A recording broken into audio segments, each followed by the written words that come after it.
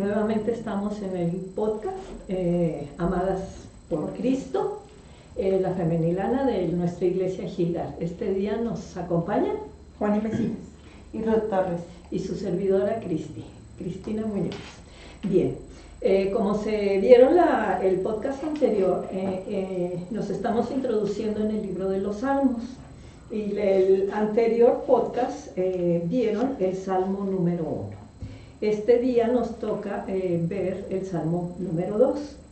Y hablando así a grosso modo, los salmos registran los pensamientos, sentimientos más profundos y las oraciones más sentidas de las personas del Antiguo Testamento.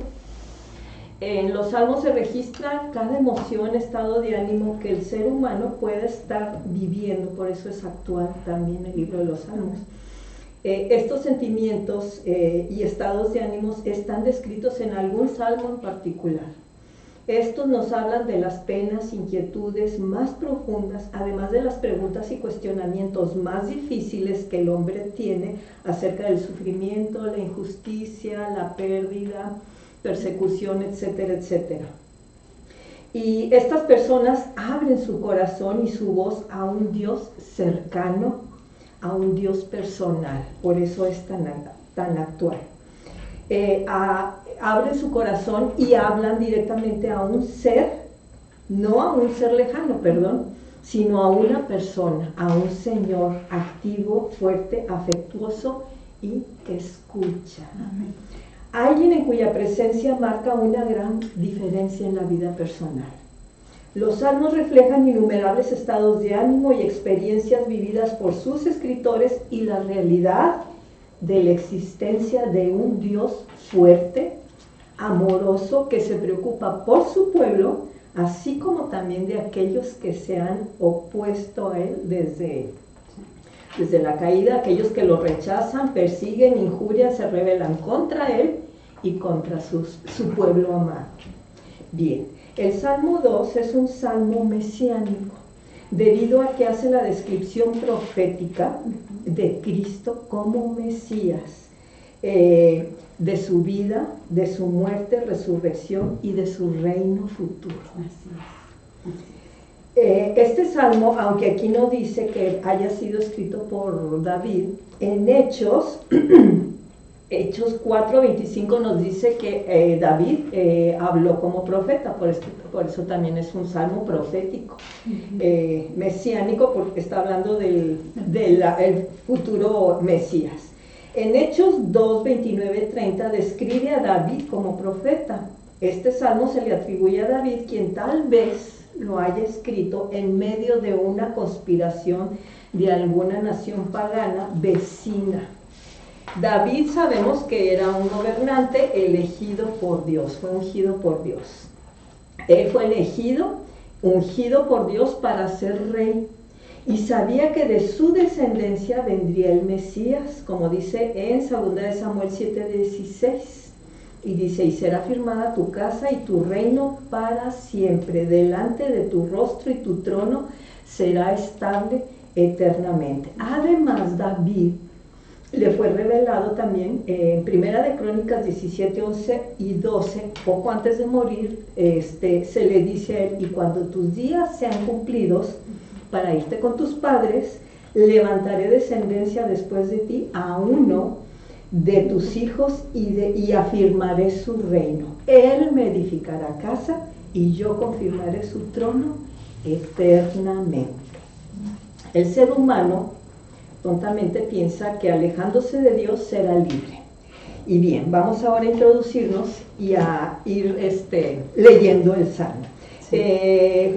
Ruth, ¿quieres tú leer todo el Salmo de corrido? Y luego vamos a ver del 1 al 3 lo que vamos a aprender en este... Claro que sí. Voy a buscar la versión Reina Valera, que es la que normalmente conocemos. El reino del ungido de Jehová. ¿Por qué se amotina la gente y los pueblos piensan cosas vanas? Se levantarán los reyes de la tierra y príncipes consultarán unidos contra Jehová y contra su ungido, diciendo: rompamos sus ligaduras y echemos de nosotros sus cuerdas. El que mora en los cielos se reirá, el Señor se burlará de ellos. Luego hablará a ellos en su furor y los turbará con su ira. Pero yo he puesto mi rey sobre Sión, mi santo monte. Yo publicaré el decreto. Jehová me ha dicho, mi hijo eres tú, yo te engendré hoy. Pídeme y te daré por herencia las naciones, y como posesión tuya los confines de la tierra.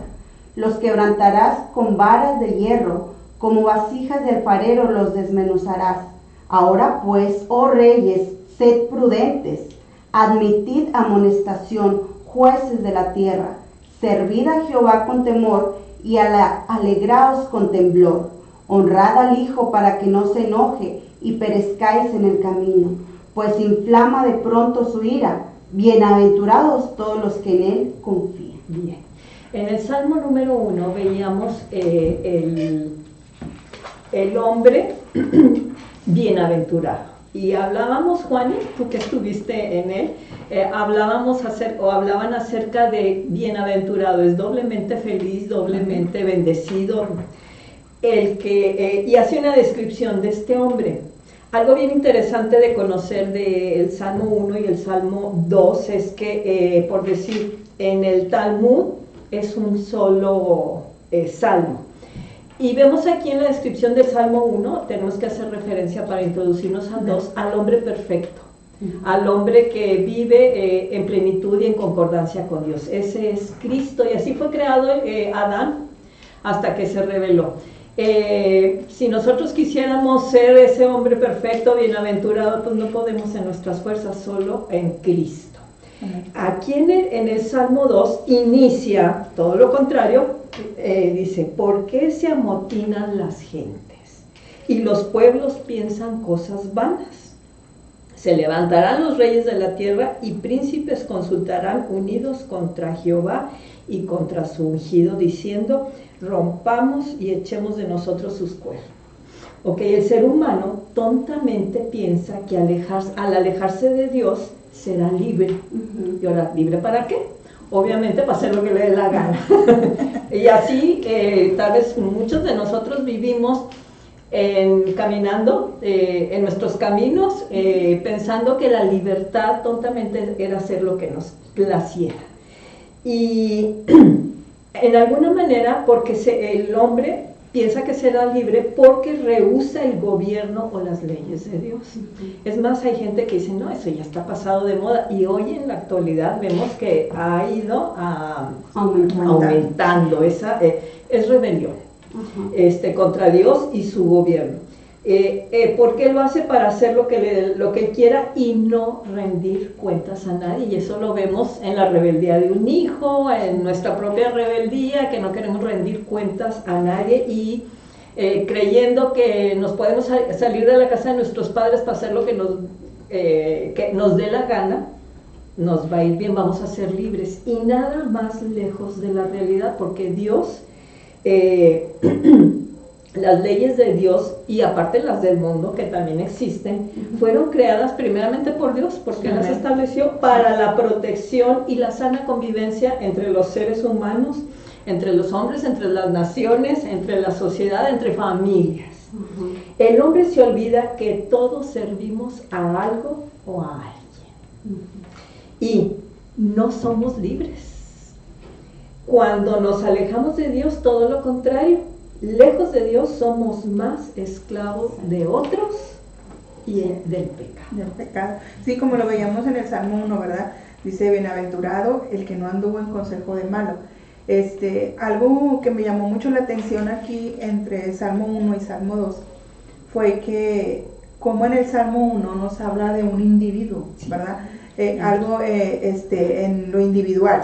Nos muestra, como dijo usted, el hombre perfecto, pero también nos muestra nuestra condición, de dónde partimos nosotros y cómo estábamos nosotros antes, ¿verdad? Y cómo podemos estar cuando venimos a Cristo, ¿verdad? Entonces, ahora, el Salmo 2 nos habla, en el Salmo 1, siguiendo con el Salmo 1, la rebelión de ese individuo, pero ahora esa rebelión ya no solamente en el Salmo 2 es de una persona, sino de una nación completa, ¿verdad? De un pueblo, de toda la gente. Todo un gobierno. Todo un gobierno. Al final de cuentas, nosotros creemos que lo que nosotros hagamos como individuos no va a afectar, pero si nosotros como padres en nuestra casa estamos haciendo lo malo, nuestros hijos están viendo eso, entonces ya no soy yo en lo individual, ya no soy yo como persona, llega a haber una familia, de esa familia ese ejemplo va más allá, ¿verdad? A replicar, entonces estamos llegando a eso,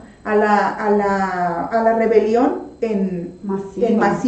masiva contra Dios, y lo podemos ver ahora, ¿verdad? Porque el gobierno, las leyes que se están poniendo, que están todas en contra de Dios, ¿verdad? Todo contra lo que dice su palabra, y dice aquí, ¿verdad? Que se levantarán los reyes de la tierra, y príncipes consultarán unidos contra Jehová y contra su ungido. O sea, todo lo que nosotros estamos viendo en la actualidad va contra la palabra de Dios. Quebrantar las leyes ya establecidas y dice, rompamos sus ligaduras. O sea, nosotros no queremos estar bajo el gobierno de Dios, mas sin embargo, ellos eso es lo que creen, ¿verdad? Pero queramos o no, la soberanía de Dios, el poder de Dios, la voluntad de Dios nos abarca a todos. Así es. ¿Verdad? Así Entonces es el algo... universo completo. Sí, nos guste o no. Así es. Sí. Y desmenuzando este capítulo en especial, el versículo 1, donde dice que se amotinan las naciones y los pueblos, aquí en esta versión que tengo dice, los pueblos traman cosas vanas. Así es. Vemos que esa oposición inicia desde Herodes y desde Pilato. Sí. Y está escrito en la Biblia, si podemos ir a ella en Hechos 4, el versículo 25 al 28, y si me permiten leerlo, nos confirma esa oposición que empieza desde ahí cuando nuestro Señor Jesucristo viene aquí a la tierra. Dice la palabra de Dios, que por boca de David su siervo dijiste, y son los mismos versículos que acabamos de leer. ¿Por qué se amontinan las gentes y los pueblos piensan cosas vanas? Se reunieron los reyes de la tierra y los príncipes se juntaron en uno contra el Señor y contra su Cristo. Amén. Porque verdaderamente se unieron en esta ciudad contra tu santo Hijo Jesús, a quien ungiste, Herodes y Poncio Pilato, con los gentiles y el pueblo de Israel, para hacer cuanto tu mano y tu consejo había antes determinado que sucedería. Esto el Señor ya lo había anunciado, y desde estos versículos los estamos viendo, que iban a ser oposición hacia nuestro Cristo, hacia nuestro Señor Jesús. Y la misma palabra de Dios nos los va comprobando. Pero, o sea, lo curioso aquí es como decía yo, que ellos piensan que al hacer cosas en contra de Dios se están desligando de su voluntad, pero todo eso está escrito en la palabra. O sea, aún en esto lo que estamos viviendo, Dios lo tiene bajo control. Nada se escapa de su soberanía, ni de su plan. Ay, se me fue esto, ¿verdad? No, Dios no es así. Aún eso está bajo el control de Dios. ¿Por qué? Porque Dios permite todo este tipo de situaciones también con un fin, ¿verdad? Y sabemos que al final de cuentas, como el Salmo 2 lo dice, al final de cuentas vamos a ver la consecuencia. Ok, bien. En Lucas 4, 18 y 19, hablando de libertad y de ligaduras y de lo que el espíritu del hombre desea, esa mala libertad, porque no le entiende lo que es la libertad, dice en Lucas 4, 18 y 19, el espíritu del Señor está sobre mí. Está hablando Cristo. Amén. Cuanto me ha ungido para dar buenas nuevas a los pobres, me ha enviado a sanar a los quebrantados de corazón, a pregonar libertad a los cautivos y vista a los ciegos, a poner en libertad a los oprimidos, a predicar el año agradable del Señor. Entonces, el hombre busca tontamente alejarse de Dios porque quiere ser libre, y concluimos, o por experiencia, que nadie es libre, o todos servimos a algo o a alguien, o a Dios, o a otras personas, o al pecado mismo. Queremos servirnos. Entonces, solo Cristo vino a liberarnos, ya lo decía en Isaías 61:1, ya está anunciando. David, aquí veíamos que el Salmo 2 es un salmo profético. Sí. Dice en Juan 8, 34, 36, Jesús les respondió hablando del poder de los hombres, y vamos a ver también por qué se amotinan las personas y los gobernantes y las naciones, porque hacen uso del poder y no entienden de dónde proviene ese poder. Dice Juan 8, 34 y 36, Jesús les respondió: de cierto os digo que todo aquel que hace pecado, esclavo es del pecado. Y el esclavo no queda en la casa para siempre, el Hijo sí queda para siempre. Así que si el Hijo de Dios os libertare, seréis verdaderamente libres. En Juan 8:32 dice, y la verdad os hará libres. Cristo es el camino, la verdad y la vida. Y bien, vamos a concluir esta primera parte para poder entender todavía más lo que hacen los gobiernos, los gobernantes y desde dónde viene todo esto. Gracias, seguimos con ustedes el próximo capítulo. Muchas gracias.